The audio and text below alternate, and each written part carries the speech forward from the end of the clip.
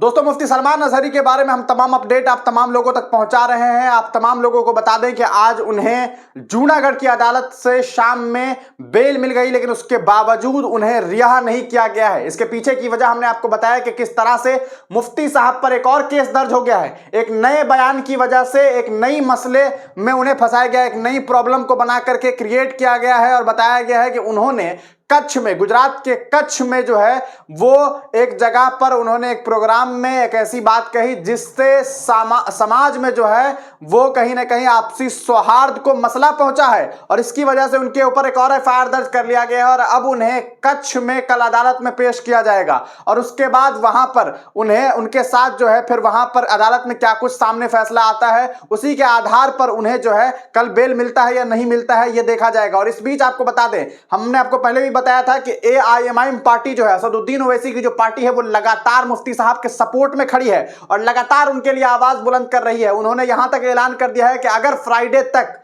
मुफ्ती साहब को रिहा नहीं किया जाता है तो जेल भरो आंदोलन तक शुरू किया जाएगा। और आज के डेट में हिंदुस्तान के कई सारे हिस्सों में लगातार प्रोटेस्ट हुआ है और अभी अभी AIMIM के जो नेता हैं वारिस पठान, उन्होंने एक वीडियो जारी करके क्या कुछ कहा है, सबसे पहले हम आपको वो बता दें। AIMIM के बड़े नेताओं में से एक है, अभी हमने आपको बताया था कि किस तरह से मुफ्ती साहब की जब मामला शुरू हुआ था उसके बाद भी सबसे पहले जो है जेल में मिलने के लिए मुफ्ती साहब से ये पहुंचे थे। हम आपको बता दें कि क्या कुछ मुफ्ती साहब के बारे में ये कह रहे हैं, सुनिए। वारिस भाई, मुफ्ती साहब के केस में आज बेल हो गई, तो उसके बारे में क्या कहना है? जी बिल्कुल, हमको वहाँ से मैसेज आ गया। हमारे जो MIM की तरफ से हमारे लॉयर थे यूसुफ करोड़ साहब, उनका हमको फोन आया। उन्होंने बताया कि वारिस भाई उनको बेल हो गई है आज जूनागढ़ कोर्ट से। और अब क्योंकि एक दूसरा FIR लॉन्च हुआ है उनके खिलाफ भूज के अंदर, तो अभी उनका वहाँ से भूज में लेकर जाएंगे, उनको कल भूज कोर्ट में खड़ा करेंगे, तो वहाँ इंशाल्लाह ताला दूसरी बेल की याचिका डाली जाएगी और हमको यकीन है कि वहाँ भी उनको बेल मिल जाएगी, क्योंकि तमाम लॉयरों का एक ही मानना है, कोर्ट ने भी माना है कि इसमें कोई हेट स्पीच तो था नहीं, कुछ आस्था को किसी को ठेस पहुंचाए नहीं, तो हमको कायदे कानून पे भरोसा है। बस ये मेरे को भी इंफॉर्मेशन आई है कि उनको बेल हो गया है।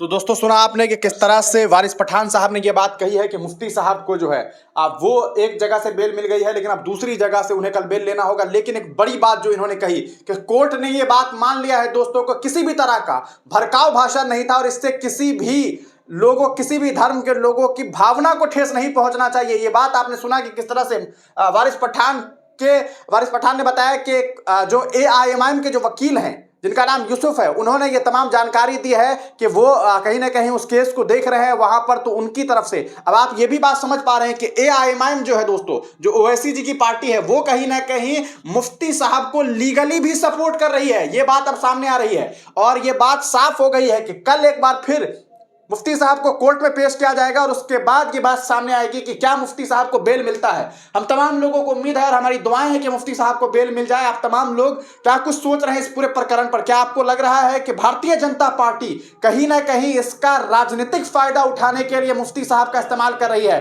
क्या मुफ्ती साहब को इस्तेमाल किया जा रहा है? वो जो बातें हैं कि कहीं ना कहीं बगैर मुसलमानों की इन लोगों की राजनीतिक रोटी नहीं बन सिक पाती है और इसी वजह से मुफ्ती साहब का इस्तेमाल किया जा रहा है। लोग बहुत सारा कयास लगा रहे हैं कि मुफ्ती साहब का कहीं ना कहीं राजनीति की वजह से उनको जो है इस तरह से परेशान किया जा रहा है। आप तमाम लोग क्या कुछ सोच रहे हैं? और अगर मुफ्ती साहब को रिहा नहीं किया जाता है तो क्या आने वाले वक्त में एक जनसैलाब देखने को मिलता है सड़कों पर? क्योंकि हालात जो हैं वो जो हिंदुस्तान की कई जगहों से जो खबरें सामने आई और देखा गया कि किस तरह से लोगों ने भीड़ लगा करके और जो जिस तरह से मुफ्ती साहब के लिए जो है सड़क पर उतर गए हैं, वो बता रहे हैं कि आने वाले वक्त में अगर हालात सही नहीं होते हैं तो ये लोग और भी सड़क पर उतर सकते हैं। आप तमाम लोग अपनी राय कमेंट सेक्शन में दीजिएगा। तब तक के लिए दीजिए इजाजत, फिर मिलेंगे किसी नई वीडियो के साथ, किसी नई पेशकश के साथ।